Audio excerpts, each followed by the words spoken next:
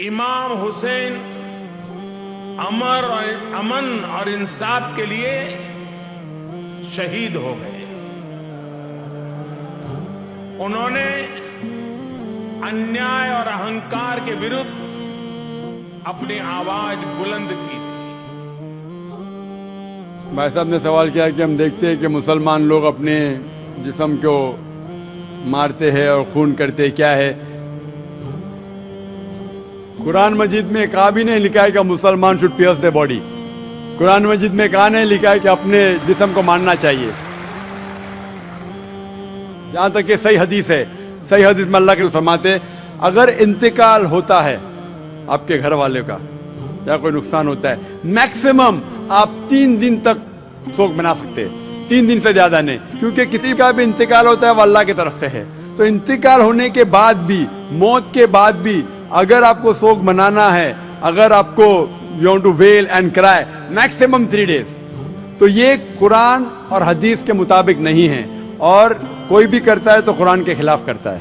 आप जब कुरान पढ़ेंगे, कुरान में ना शिया है ना सुन्नी है, कुरान में ना शिया है ना सुन्नी है। कुरान शरीफ में कहा गया है सूरह इमरान में, सूरह नंबर 3 आयत नंबर 103 में, वातसिमु बिहब्लिल्लाहि जमीअन वला तफरकू, कि आप आपस में इकट्ठा होके अल्लाह की रस्सी को मजबूती से पकड़ो। अल्लाह की रस्सी है कुरान और सही हदीस। तो आप देखिए कुरान में क्या लिखा है और अल्लाह के रसूल के सही हदीस में क्या लिखा है। तो जो भी आपसे कुछ कहता है, अगर कुरान और सही हदीस के मुताबिक है, आप उसकी बात मानो। जो जाकिर कहता है वो भी कुछ अहम नहीं इस्लाम में, जाकिर इस्लाम में 0 है। जो जाकिर कहता है वो बात मानना जरूरी नहीं, लेकिन जब मैं कुरान का हवाला दिया तो आपको कुरान की बात मानना फर्ज है। जब मैं सही हदीस का हवाला दिया तो आपको सही हदीस की बात मानना जरूरी है। तो इसीलिए कोई भी शख्स कुछ कहता है, अगर इख्तिलाफ है उसमें, तो फिर से रुजू हो जाओ कुरान और हदीस के पास, क्योंकि कुरान में लिखा है सूरह निसा में, सूरह नंबर 4 आयत नंबर 59 में, वर्स नंबर 59 में, अतिउल्लाह व अति रसूल, अल्लाह की इताअत करो, अल्लाह की बात मानो और अल्लाह के रसूल की बात मानो।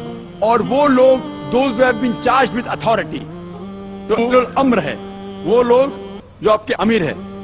लेकिन अगर इनमें इख्तिलाफ है, फिर से रुजू हो कुरान और हदीस के पास, अल्लाह और अल्लाह के रसूल के पास। तो अगर 2 शख्स, 2 आलिम, कोई भी अगर इख्तिलाफ है, आप फिर से मुड़ो अल्लाह और अल्लाह के रसूल के पास, कुरान और सही हदीस के पास। फिर देखो कि कौन सा दोस्त, कौन सा मुस्लिम, कौन सा आलिम, कौन सा मौलाना कुरान और सही हदीस के मुताबिक कह रहा है। आप समझे? तो इससे पता चलेगा कि क्या सही है।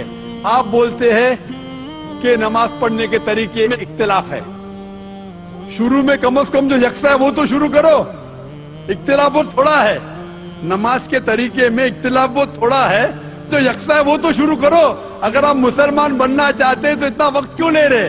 खाली नाम के मुसलमान होना जरूरी नहीं है, वो कोई फायदा नहीं। अमली तौर पे मानो कि अल्लाह है, कि उसकी इबादत करो और आखिरी रसूल मोहम्मद सल्लल्लाहु अलैहि वसल्लम पे ईमान लाओ।